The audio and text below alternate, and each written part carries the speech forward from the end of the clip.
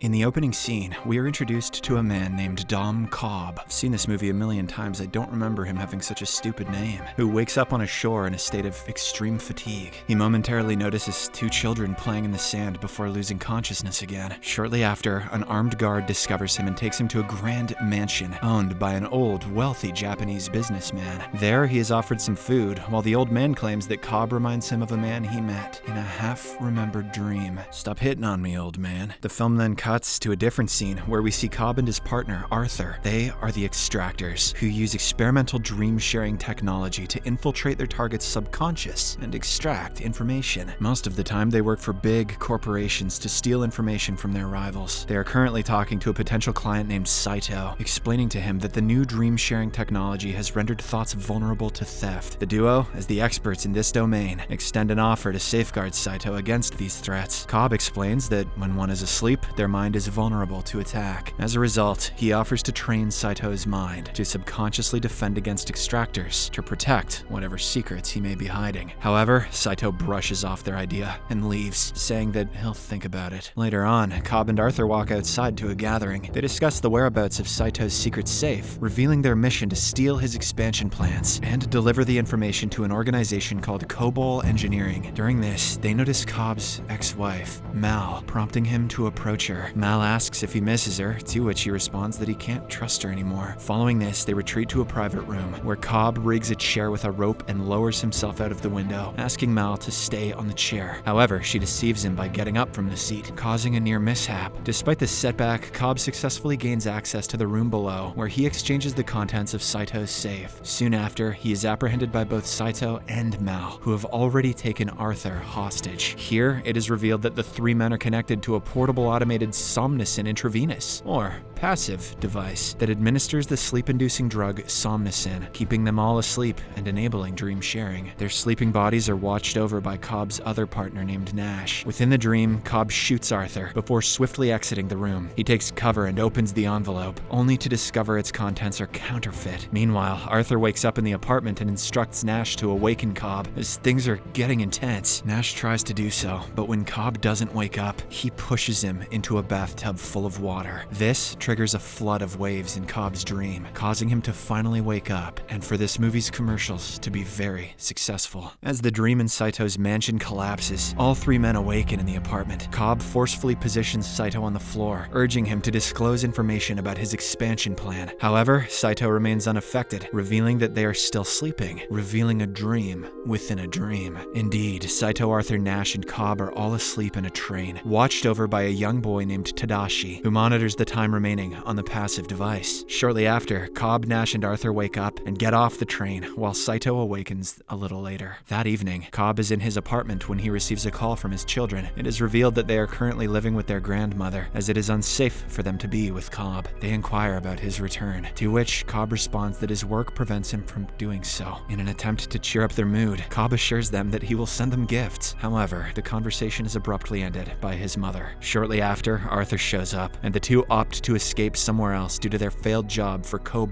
Engineering. Just before their departure, C.E.O approaches them holding Nash hostage. This time, C.E.O has different intentions. He seems to be impressed with Cobb's skill in layering dreams over top of one another, so he proposes that Cobb work for him. C.E.O assigns Cobb the task of implanting an idea into the subconscious of Robert, who is the son of C.E.O's rival, Maurice Fisher. The idea is to perform inception on Robert's mind. This is the exact opposite of what Cobb has been practicing through the years. Instead of stealing information from someone's subconscious, he has to enter their mind and change their thoughts. In this mission, Cobb has to manipulate Robert's mind so that he dismantles his father's company. In exchange, C.E.O promises to clear Cobb's criminal record so that he can return to his children. Driven by desperation, Cobb agrees without thinking twice. Following this, he and Arthur travel to Paris to assemble a team for the mission. Upon arrival, Cobb meets with his father-in-law Miles, a university professor who taught Cobb and Mal about dream sharing and dream design. Cobb asks for the finest architect, and Miles introduces him to a student named Ariadne. Cobb then imparts basic rules in terms forms of dream-sharing technology to her, including the concept of a totem, a personal object that verifies if it's reality or a dream, and a kick, a forceful jolt that awakens a dreamer. After some trials and training, Ariadne is tasked with designing the dream's architecture, something Cobb refrains from performing due to the interference of his subconscious projection of his ex-wife. Cobb then travels to Mombasa to recruit his old friend Eames, who is a skilled British forger. He finds him at a bar and extends an invitation to join the team. Eames agrees, but before that, he alerts Cobb to two men tailing him. Cobb identifies them as Cobol operatives, likely aiming to apprehend him. Sensing the danger, Eames creates a diversion, allowing Cobb to escape. However, the bad guys go after him, resulting in a lengthy chase through the city streets. At the last moment, C.E.O. shows up, rescues Cobb, picks up Eames, and drives away in a limousine. After this, Eames takes them to a local chemist named Yusuf, an expert in somnocin. He talks to him for a while, and eventually manages to convince Yusuf to join their team. Meanwhile, Arthur takes Ariadne into another dream and introduces her to concepts like creating paradoxes, such as the Penrose steps. He also reveals that Cobb's wife has already passed away, and her presence exists solely as a projection within Cobb's mind. In the next scene, Cobb and his newly recruited team members strategize to construct a three-tiered dream, with the final level containing the implanted idea. As the team prepares over the next few weeks, Arthur familiarizes Ariadne with the importance of totems, personal, small objects that allow them to distinguish between reality and dreams. Cobb's totem is a spinning top that topples in the real world, but keeps spinning in dreams. After learning of this, Ariadne designs a partially hollow bishop chess piece as her own totem, which does nothing in reality, but says, "Fuck you, man," in her dreams. The team needs as much time as possible to complete the job, so they decide to execute their plan on an international flight from Europe to America, which is the longest flight. I beg to differ, Japan is much longer. One evening, after their work, Ariadne notices Cobb dreaming alone in the workshop. Intrigued, she connects herself to his device and joins in his dream. Moments later, she finds herself in an elevator descending through various levels, each representing his distinct memories. She heads to the lowest level, where she finds Mal sitting on a couch. Upon spotting her, Mal grabs a shard of glass to attack her, but Cobb's timely intervention rescues Ariadne. Following this, Ariadne and Cobb exit the dream, and he explains that the reason he can't go home is because of Mal's death, as he is rumored to have killed his own wife. Just then, C.E.O. and Arthur arrive there to convey the news that Maurice has died. Because of this, his son Robert will be accompanying the body to the States in a few days. A few days later, the team boards the flight and sits with Robert in a sectioned-off first-class cabin. There, Cobb discreetly administers a sedative to Robert's drink, initiating the team's entry into a shared three-layered dream with him. In the first level's urban setting, the team abducts Robert, but they are unexpectedly attacked by his well-trained and armed subconscious projections. C.E.O. sustains several injuries due to gunfire, but the team somehow manages to make it to their hideout. Shortly after, Cobb realizes that experts have fortified Robert's subconscious against extraction attempts. Seeing C.E.O.'s deteriorating condition, Eames contemplates killing him so that he can awake in the real world. However, things aren't that simple this time, because Yusuf's sedatives are so powerful that if they die, they'll be sent into Limbo, a world of infinite subconsciousness. Faced with this limitation, the team resolves to proceed with their plan. Eves then impersonates Robert's grandfather Peter, adopting an alternate will as the idea to dissolve the company. Eames tries to provoke Robert, saying that his father loved him and wanted him to build something of his own. Meanwhile, Ariadne confronts Cobb about the control he has over his own subconscious, prompting Cobb to finally admit his inability to keep Mal out of his thoughts. He divulges that he and Mal entered into Limbo during dream-sharing experimentation, undergoing almost 50 years in a single night due to the time dilation with reality. At one point, Mal refused to return to reality, so Cobb performed an inception on her to convince her. Despite returning to the real world, Mal continued to believe that she was still dreaming and that they must die to wake up. However, she refused to leave without Cobb because she loved him so much. Tragically,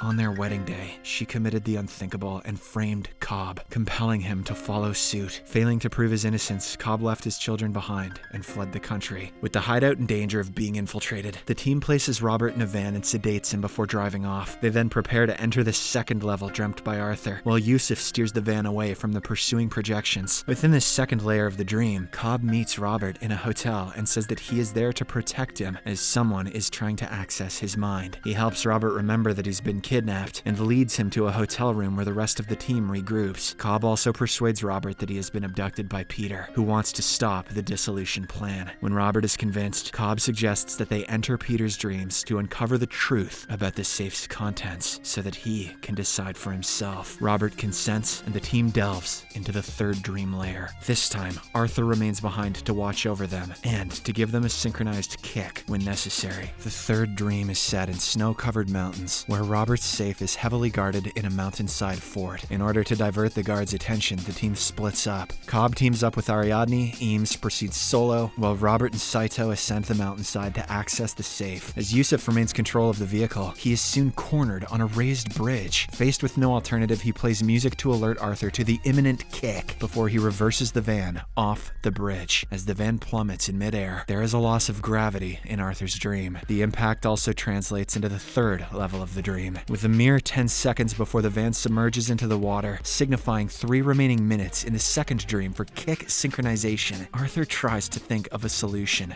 Goddamn Nolans and their complicated plots. Similarly, in the third dream layer, there's an hour's time remaining. Amid the urgency, Ariadne discloses the quickest route to infiltrate the fortress to the rest of the team. Amidst all this, Saito's health continues to deteriorate. The group manages to enter the main room housing the safe, while Cobb and Ariadne keep a watch from a sniper's angle. Struggling against his injuries, Saito lies incapacitated, coughing blood. As Robert heads forward, upon nearing the safe, Mal suddenly appears from behind. Despite sensing the impending danger, Cobb is unable to fire at Mal, and as a result, she shoots Robert instead. Moments later, Cobb comes to his senses and shoots Mal. Following this altercation, the team rushes towards the safe. Seeing Robert dead, Cobb deems the mission a failure. However, Ariadne suggests descending to one more dream layer, into Limbo, in order to bring Robert back. Although it is a tough decision with almost disastrous consequences, they have no choice but to agree. After this, Cobb, accompanied by Ariadne, delves further into another dream. In Limbo, Ariadne discovers a crumbling cityscape built by Cobb and Mal during their 50 years of shared existence there. Not long after, they find Mal, who again tries to convince Cobb that this realm is their real home. In response, Cobb admits that he incepted the idea into her mind that Limbo wasn't real, so that she would agree to wake up and be with their children. Mal, however, persisted in her belief that reality was a dream, unlike what Cobb had intended. While they talk, Ariadne finds Robert in Limbo and improvises a kick by pushing him, prompting him awakening in the third dream. After this, Robert accesses the safe only to discover his ailing father confined to his bed. In his final words, Maurice tells his son to live life on his own,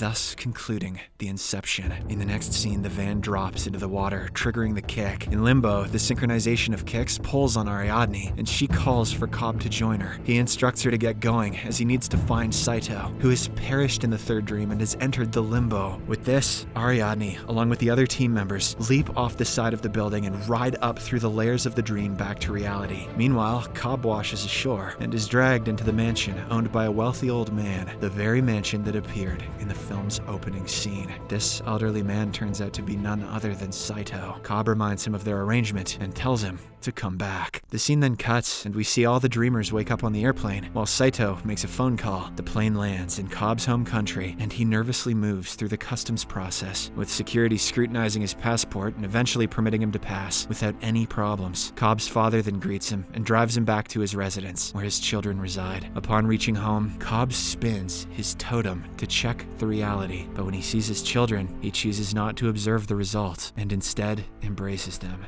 Subscribe for more videos like this, turn on notifications, and leave a like to help the channel out. Thank you for watching.